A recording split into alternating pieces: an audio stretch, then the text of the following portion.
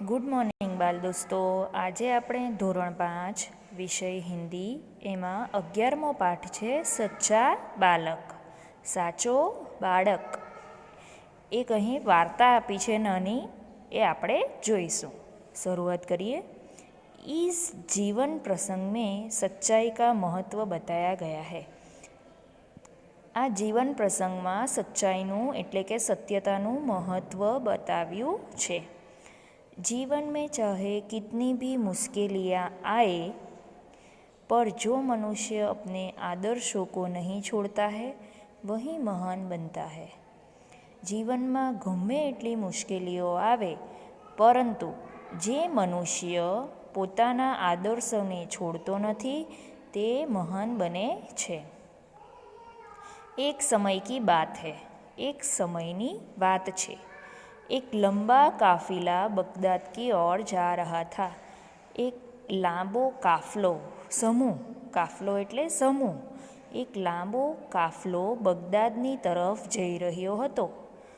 रास्ते में उस पर डाकू टूट पड़े और लूटमार करने लगे.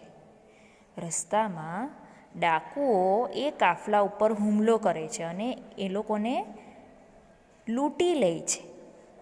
उस काफिले में एक 9 वर्ष का बालक था. એ કાફલામાં એક 9 વર્ષનો બાળક હતો. वह एक और चुपचाप खड़ा रहकर इस लूटमार को देख रहा था. એ નાનો બાળક ચૂપચાપ બાજુ ઉપર ઊભો રહીને આ લૂંટફાટ જોઈ રહ્યો હતો.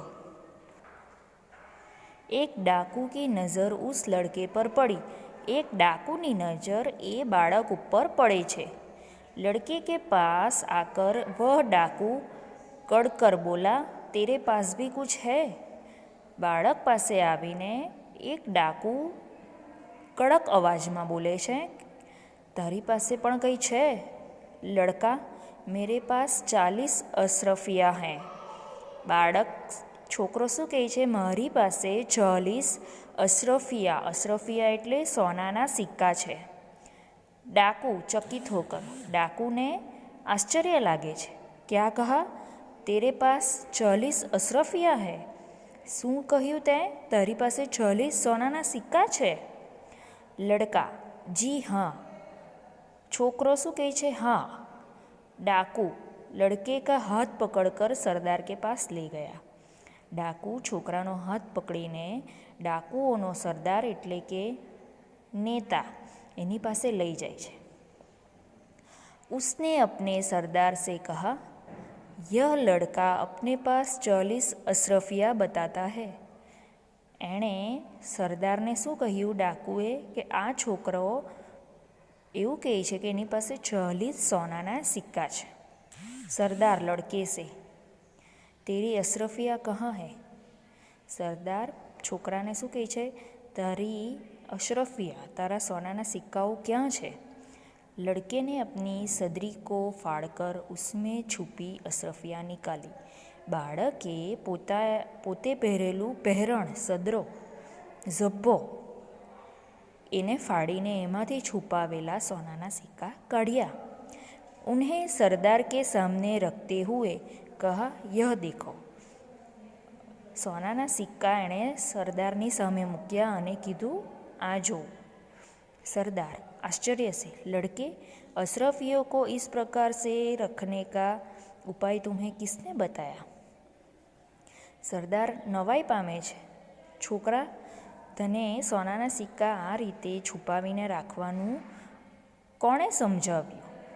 लड़का, मेरी माँ ने इनको सदरी के अस्तर में सी दिया था जिससे किसी को पता न चले. છોકરો શું કહે છે? મારી માએ સદરીના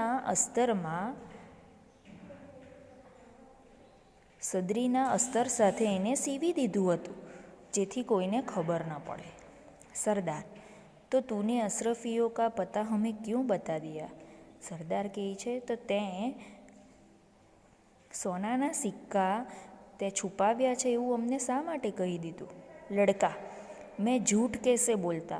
मेरी माँ ने कहा था, बेटा सदैव सच बोलना, झूठ बोलना पाप है.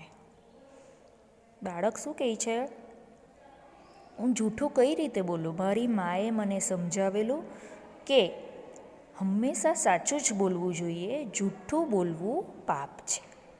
सरदार डाकुओं से, यह छोटा बच्चा अपनी माँ का इतना कहना मानता है कि ऐसे संकट में भी झूठ नहीं बोला।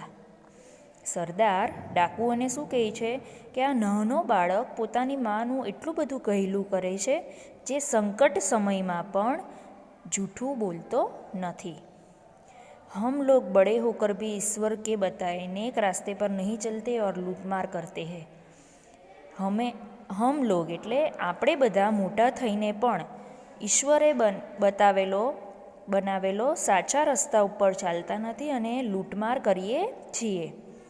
सब डाकू सरदार बात तो ठीक है, બધા ડાકુઓ સરદારની વાત માની જાય છે। सरदार डाकुओं से, इनका लूटा हुआ सामान इन्हें वापस कर दो। સરદાર ડાકુઓને શું કહે છે, આ લોકોનો લૂંટેલો સામાન એ લોકોને પાછો આપી દો।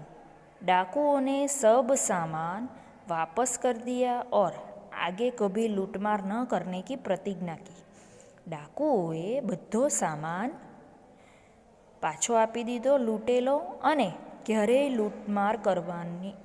ન लूटमार करवानी प्रतिज्ञा ली थी। सच बोलने वाले इस बालक का नाम अब्दुल कादिर था। साचू बोलवावाळो आ बाळक जेનું नाम હતું अब्दुल कादिर। बड़ा होकर यह बालक महान संत हुआ।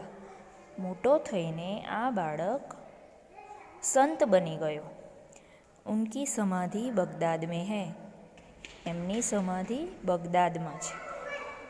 वहाँ प्रत्येक वर्ष बड़ी संख्या में लोग दर्शन के लिए जाते हैं। ત્યાં દર વર્ષે મોટી સંખ્યામાં લોકો દર્શન કરવા જાય છે।